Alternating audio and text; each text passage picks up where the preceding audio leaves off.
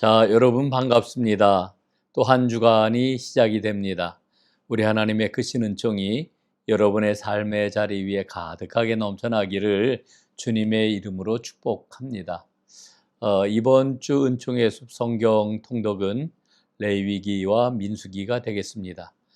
말씀을 한 장 또 한 장 읽을 때마다 말씀 속에 하나님 나라의 놀라운 비밀과 생명이 가득하기를 간절히 바라겠습니다. 먼저 우리가 각 장을 읽기 전에 레위기와 민수기에 대한 간략한 소개를 여러분들에게 해드리도록 하겠습니다. 레위기 그러면은 여러분 어떤 생각이 드십니까? 어렵다 그래요, 사람들이. 제사에 관한 규정이기 때문에 어렵다 그렇게 이야기를 합니다. 그렇습니다. 레위기는 제사의 책, 예배서라고 이렇게 이야기할 수가 있습니다. 예배의 책이지요. 이 레위기 말씀을 보면은 크게 세 부분으로 나누어질 수가 있는데 1장부터 10장까지 말씀은 5대 제사와 제사장 위임에 대해서 기록이 되어 있고요. 그 다음에 두 번째로는 11장부터 16장까지는 각종 정결법과 속죄일에 관한 기록이 되어 있습니다. 그리고 마지막 세 번째로는 17장부터 27장까지 말씀으로 하나님 백성이 지켜야 할 성결법에 관한 내용이 기록이 되어 있습니다. 레위기는 하나님의 백성이 지켜야 할 예전적 예배와 그 다음에 실천적 예배에 관한 책입니다. 예전적 예배다라고 하는 것은 성소에서 드리는 그러한 예배고요. 그 다음에 실천적 예배라고 하는 것은 삶의 예배를 가리키는 말이 되겠습니다. 여러분 한번 돌아보시기를 바랍니다. 이스라엘 백성들은 하나님의 백성으로 부름을 받았습니다. 창세기죠. 그리고 이스라엘 백성은 하나님의 구원을 받았습니다. 출애굽기지요. 그리고 세 번째로는 그렇게 구원받아 하나님께 나온 하나님의 백성에게 하나님께서는 성화의 길을 일러 주십니다. 이게 바로 레위기 내용이라고 이야기를 할 수가 있습니다. 성화가 될 때에 하나님과 동행하는 구체적인 삶을 살아갈 수가 있게 되는 겁니다. 그런데 레위기에는 피에 관한 이야기가 많이 나와서 어떤 신학자는 그렇게 표현하더라고요. 레위기는 피범벅이다. 정말 그렇습니다. 피에 관한 이야기가 가득 나오지요. 그래서 하나님은 피를 좋아하시나 뭐 이렇게 생각을 합니다만은 그만큼 하나님께서는 인간의 죄의 문제에 대해서 깊은 관심을 갖고 그 죄의 문제를 해결하시기 위해서 우리에게 길을 열어주시는 분이시다. 이렇게 생각을 하면은 되겠습니다. 다시 한번 이 레위기를 구조적으로 좀 정리를 해보겠습니다. 표를 한번 보시기를 바랍니다. 크게 두 부분으로 이번엔 나눠보지요. 제사를 통한 거룩입니다. 1장부터 16장까지 말씀입니다.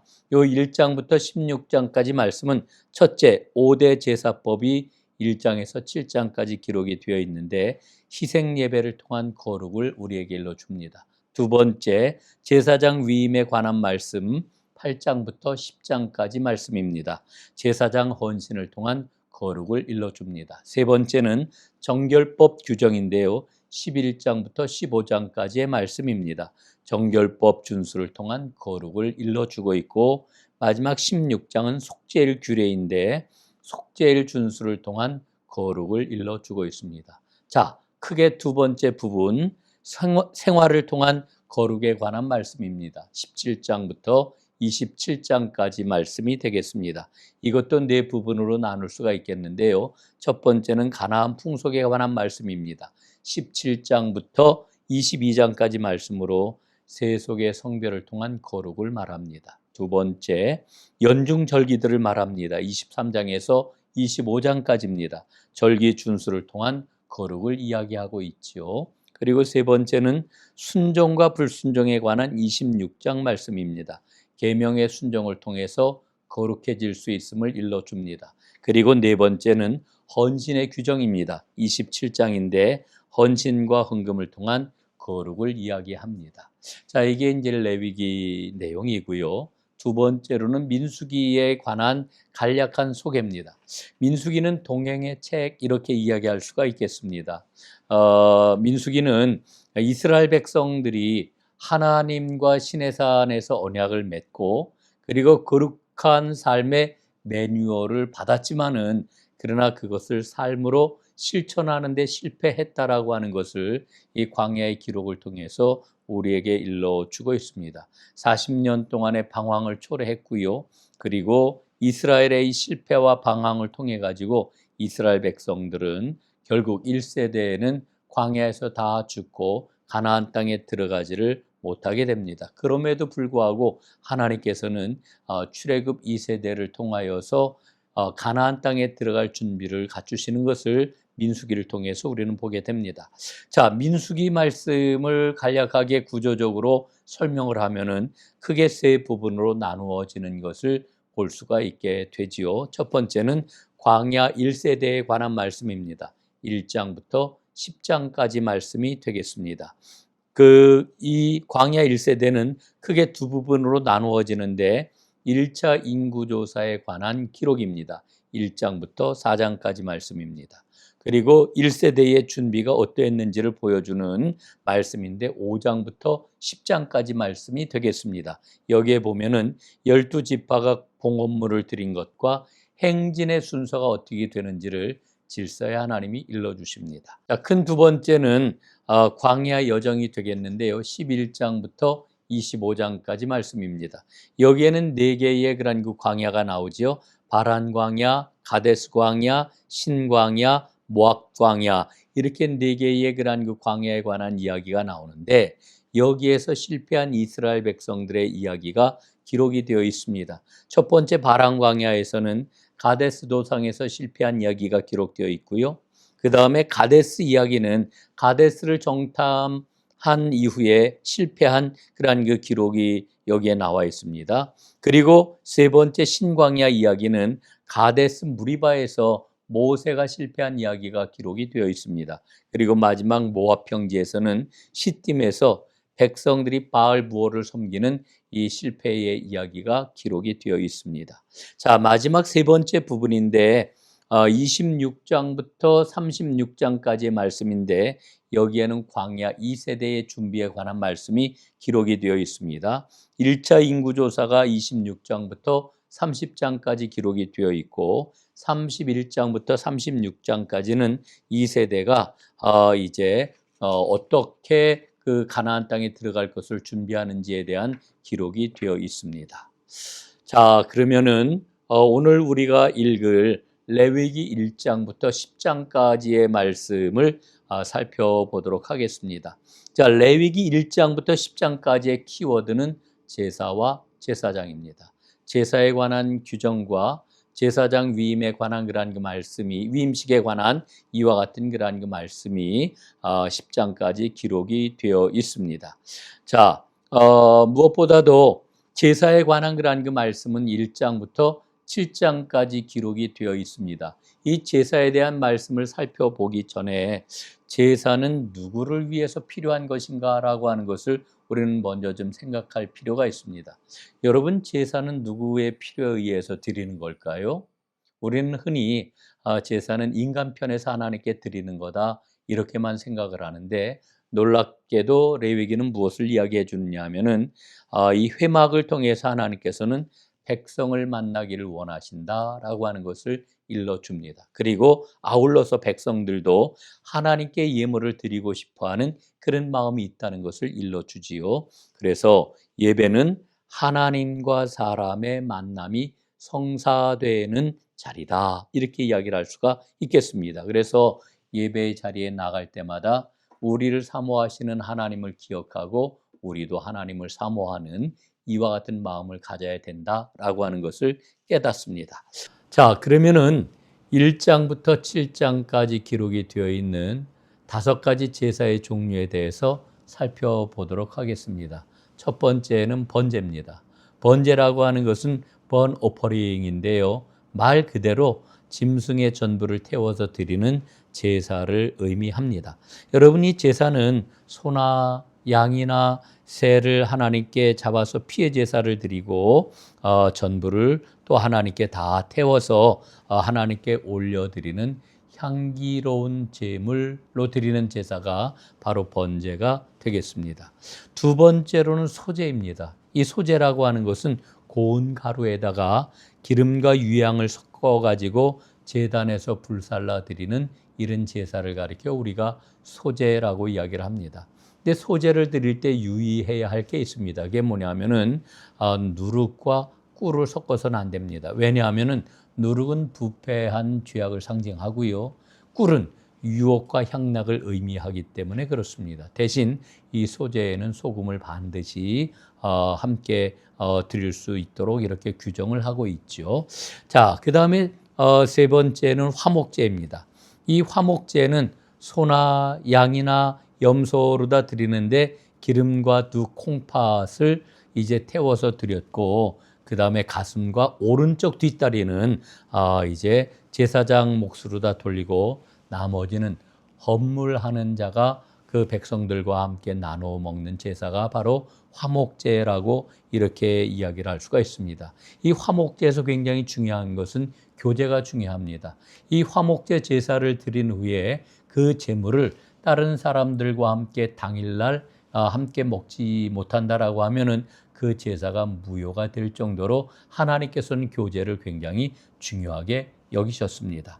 자, 그 다음에 네 번째로는 속죄제입니다.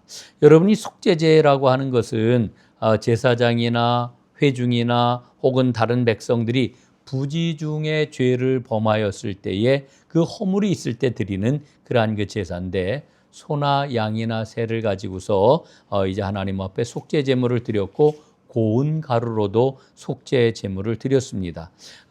우리가 이 속죄제를 드릴 때 꼭 기억해야 될 게 있습니다. 첫째는 부지중에 지은 죄입니다. 고범죄는 안 된다라고 하는 거죠. 두 번째는 피를 뿌리고 바르는 제사를 드렸다라고 하는 피 흘림의 제사가 꼭 필요합니다. 죄는 생명을 값으로 요구한다라고 하는 것을 일러주는 겁니다. 그 다음에 세 번째로는 형편에 따라 이 제사를 드리게 하셨습니다.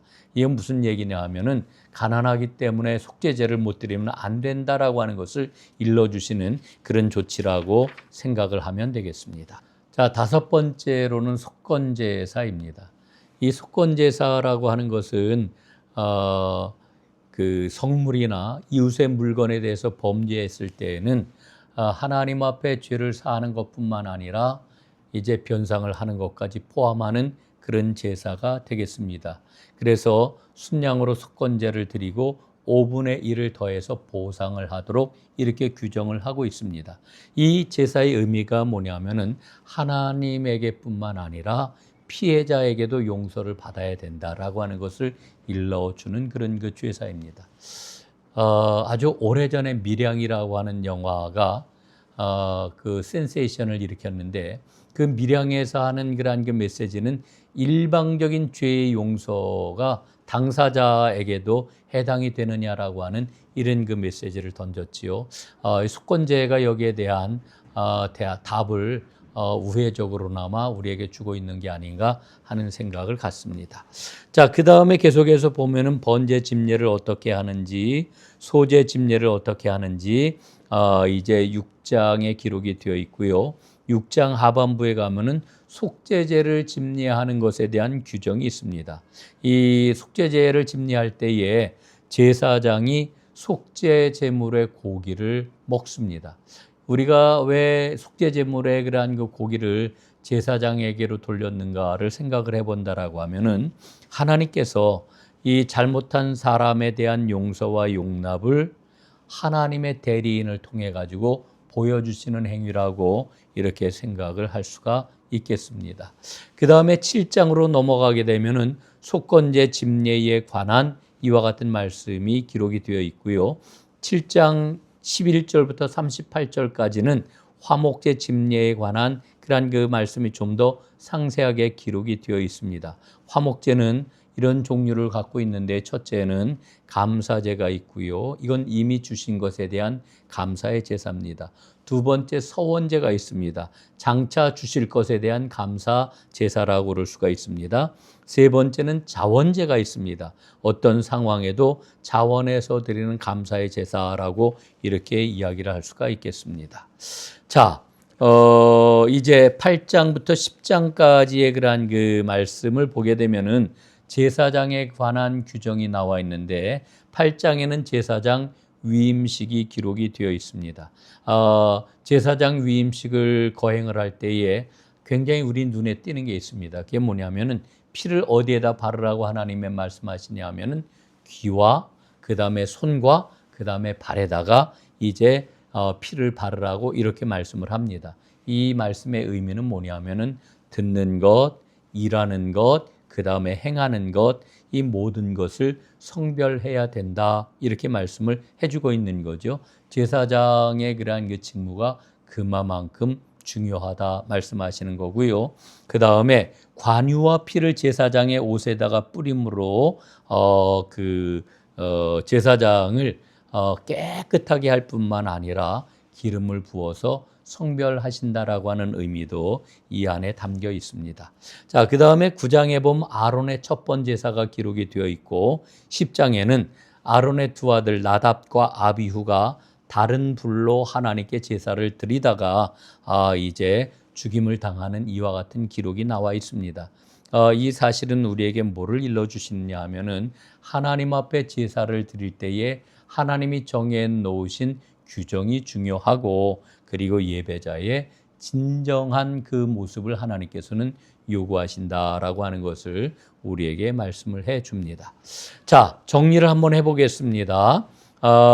레위기 1장부터 10장까지의 말씀을 보면은 하나님은 우리와 만나서 친밀하게 교제하기를 원하시는 하나님이시다라고 하는 것을 말해 줍니다. 두 번째, 죄와 허물을 드러내고 사하시는 공의와 사랑의 하나님이시다라고 하는 것을 말해 주고요. 세 번째는 사람에게 책임을 위임하시고 동력하시는 하나님이라고 하는 것을 말씀을 해 줍니다. 자, 마지막으로 레위기 10장까지 말씀을 읽으면서 꼭 한 가지 마음에 새겼으면 좋겠는 게 있는데 레위기 1장 4절부터 6절까지 말씀을 보면은 제사를 드릴 때 제물에다가 안수하는 이와 같은 규정이 나옵니다. 그때 그는 안수할지니라 이렇게 말씀하시는데 그가 누구일까? 여러분 한번 말씀을 읽으면서 그가 누구인지를 깊이 묵상해 보시기를 바랍니다. 자, 오늘도 하나님의 말씀과 동행하는 여러분에게 하나님의 복이 임하시기를 간절히 바랍니다. 수고하셨습니다. 감사합니다.